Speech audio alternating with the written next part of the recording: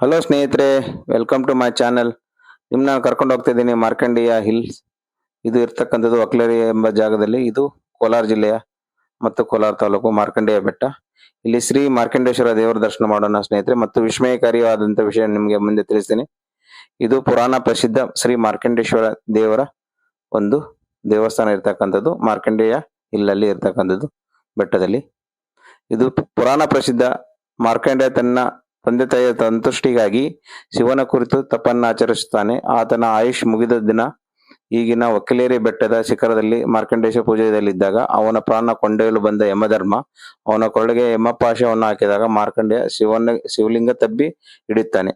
ಯಮ ಬಲವಂತ ಮಾಡಿ ಎಳೆದಾಗ ಲಿಂಗದಿಂದ ಕೊಪ್ಪಿಷ್ಟನಾಗಿ ಎದ್ದ ಶಿವ ತನ್ನ ತ್ರಿಶೂಲದಿಂದ ಯಮನನ್ನೇ ಕೊಲ್ಲಲು ಮುಂದಾಗುತ್ತಾನೆ. ನಂತರ ಶಾಂತನಾಗಿ ಮಾರ್ಕಂಡೇಯನಿಗೆ ಚಿರಂಜೀವಿಯಾಗೆಂದು ವರ ನೀಡುತ್ತಾನೆ.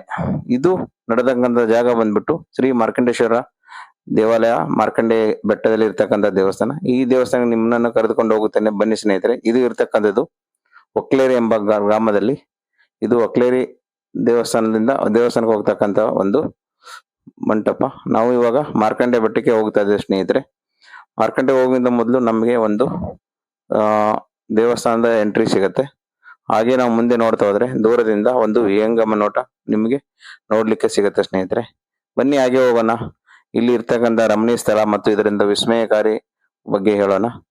ಹಾಗೆ ನಾವು ದೇವಸ್ಥಾನದ ಕೆಳಗಡೆ ನಾವು ರೀಚ್ ಆಗಿದ್ದೇವೆ ಸ್ನೇಹಿತರೆ. ಅಲ್ಲಿ ಮೊದಲು ಮೆಟ್ಟಲು ಹತ್ತಿ ಹೋಗ್ಲಿಕ್ಕೆ ದಾರಿ ಕೂಡ ಇತ್ತು. ಇವಾಗ ವಿಧವಾದ ಎರಡು ದಾರಿಗಳಿದೆ. ಒಂದು ಮೆಟ್ಟಲು ದಾರಿ, ಇನ್ನೊಂದು ನಾವು ವಾಹನ ಸಮೇತ ಕೂಡ ಅಲ್ಲಿಗೆ ಹೋಗ್ಲಿಕ್ಕೆ ನಮಗೆ ವ್ಯವಸ್ಥೆ ಅಲ್ಲಿ ಮಾಡಿದ್ದಾರೆ ಸ್ನೇಹಿತರೆ.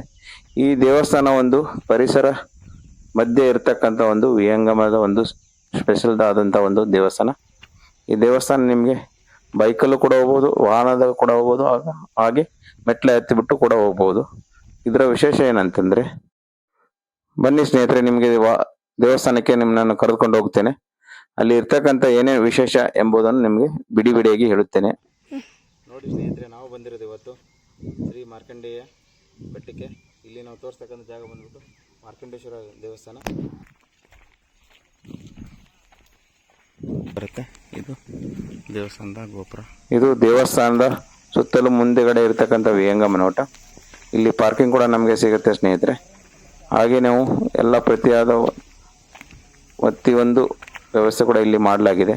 ವಾಹನ ಪಾರ್ಕಿಂಗ್ ಆಗಲಿ, ಜನರು ಬಂದು ಕೂತ್ಕೊಳ್ಳೋಕ್ಕೆ, ಪರಿಸರ ಸವಿಲಿಕ್ಕೆ ಎಲ್ಲ ಥರದ ಸಿದ್ಧತೆಯನ್ನು ಇಲ್ಲಿ ಮಾಡಲಾಗಿದೆ ಸ್ನೇಹಿತರೆ. ಇಲ್ಲಿ ಕಂಡುಬರುವ ವಿಶೇಷ ಏನೆಂದರೆ, ಗರ್ಭಗುಡಿಯಲ್ಲಿ ಕಂಡುಬರುವ ಲಿಂಗದ ಮೇಲೆ ಯಮದೇವರು ಕುಣಿಕೆಯ ಗುರುತುಗಳನ್ನು ಮತ್ತು 3 ಬೆರಳಿನ ಗುರುತುಗಳನ್ನು ಇನ್ನೂ ಕಾಣಬಹುದು ಎಂದು ಹೇಳಲಾಗುತ್ತದೆ. ಇದು ಇಲ್ಲಿಯ ವಿಶೇಷ. ಮುಂದೆ ನೋಡೋಣ ಬನ್ನಿ ಸ್ನೇಹಿತರೆ.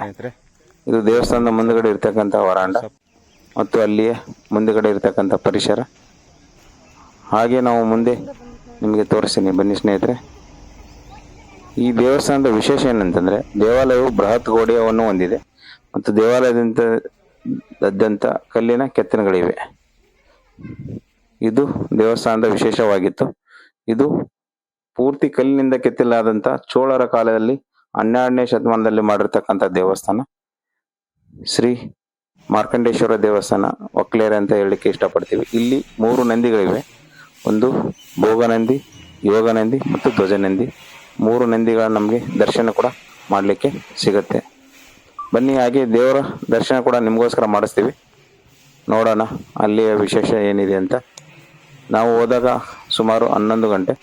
ನಮ್ಮದು ಫ್ರೆಂಡ್ ಆದಂಥ ನವೀನ್ ಮತ್ತು ನನ್ನ ಮಗ ಸುಮಂತ್ ಅವರ ಜೊತೆ ನಾವು ದರ್ಶನ ಮಾಡಿದ್ದೇವೆ ಸ್ನೇಹಿತರೆ.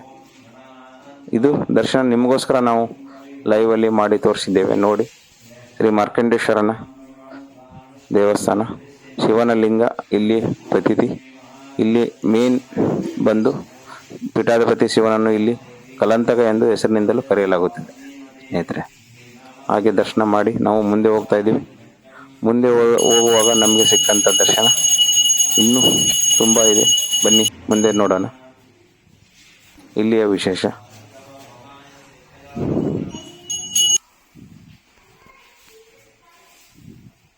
ಹಾಗೆ ಅರ್ಚಕರು ಏನು ಹೇಳ್ತಾರೆ ಅನ್ನೋದು ಕೇಳೋಣ, ಬನ್ನಿ ಸ್ನೇಹಿತರೆ. ಮಗನೇ ಮಾರ್ಕಂಡೇಯ ಅಲ್ಪಾಶಲ್ಲಿ ಹೋಗ್ತಾನೆ. ದೀರ್ಘಶ್ರಮಕ್ಕೆ ಬೇಕಾ ಅಲ್ಪಶ್ರಮಕ್ಕೆ ವರ ಕೇಳ್ಕೊತಾನೆ, ಅಲ್ಪಶಾಲ ಕೊಡ್ತಾನೆ. ಇದು ಯಮಧರ್ಮ ನಡೆಸಿಸ್ತಾರೆ, ಅಭಯ ಕೊಟ್ಟಿರೋ ಜಾಗ, ಚಿರಂಜೀವಿ ಆಗ್ತಾನೆ. ಕಾರ್ತಿಕ ಮಾಸ ಶಿವರಾತ್ರಿ ಮಾರ್ಕಂಡ ಜಯಂತಿ ಚೆನ್ನಾಗಾಗ್ತದೆ. ಪಾಶ ಹಾಕಿದ ಗುರುತು ಇದೆ, ಬಾವಿಯಲ್ಲಿ ಕಾಣಿಸ್ತದೆ.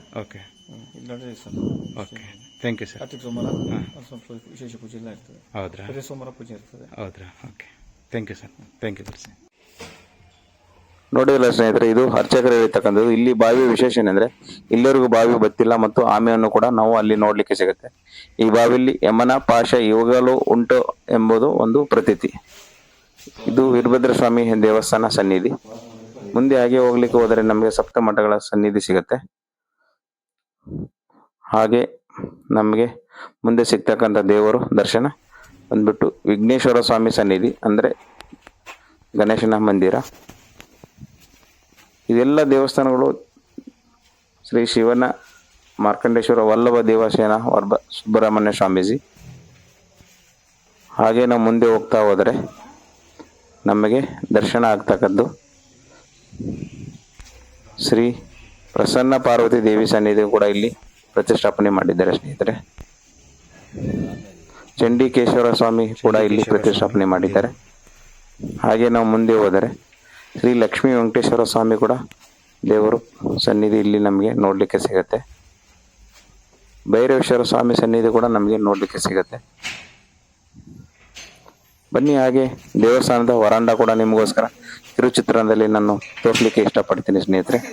ಇದು ದೇವಸ್ಥಾನದ ಬಾವಿ, ಮುಂದ್ಗಡೆ ನಂದಿ ಹಾಗೂ ಒಳಗಡೆ ವರಾಂಡ. ದೇವಸ್ಥಾನದ ಸುತ್ತಲೂ ಒಳಗಡೆ ಕೂಡ ನಮಗೆ ನೋಡಲಿಕ್ಕೆ ಭವ್ಯವಾದ ಜಾಗವನ್ನು ಸಿಗುತ್ತದೆ. ಇದು ನಿಮಗೋಸ್ಕರ ಮಾಡಿರ್ತಕ್ಕಂಥ ವಿಸ್ಮಯಕಾರಿ ಹೊಸ ಎಕ್ಸ್ಪೋರ್ಟ್ ಪ್ಲೇಸ್ ಹೇಗಿತ್ತು ಸ್ನೇಹಿತರೆ. ಹಾಗೆ ಮುಂದೆ ನಾನು ನಿಮಗೆ ಇದೇ ಥರ ಸ್ಪೆಷಲ್ ಆದ ವಿಡಿಯೋಗಳನ್ನು ನಿಮ್ಮ ಮುಂದೆ ತರುತ್ತೇನೆ. ಹಾಗೆ ನನ್ನ ಚಾನಲನ್ನು ಸ್ಕಿಪ್ ಮಾಡದೆ ಸಬ್ಸ್ಕ್ರೈಬ್ ಮಾಡಿ ಮತ್ತು ನಿಮ್ಮ ಫ್ರೆಂಡ್ಸ್ಗೆಲ್ಲ ಶೇರ್ ಮಾಡಿ.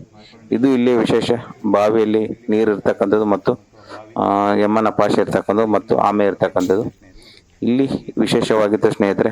ಇದು ವಿಸ್ಮಯಕಾರಿ ಸ್ಫೋಟ ಅಂತ ಹೇಳಿಕೆ ಜಾಗ ಆದಂತ ಹೇಳ್ಬೋದು ಇಷ್ಟಪಡ್ತೀನಿ.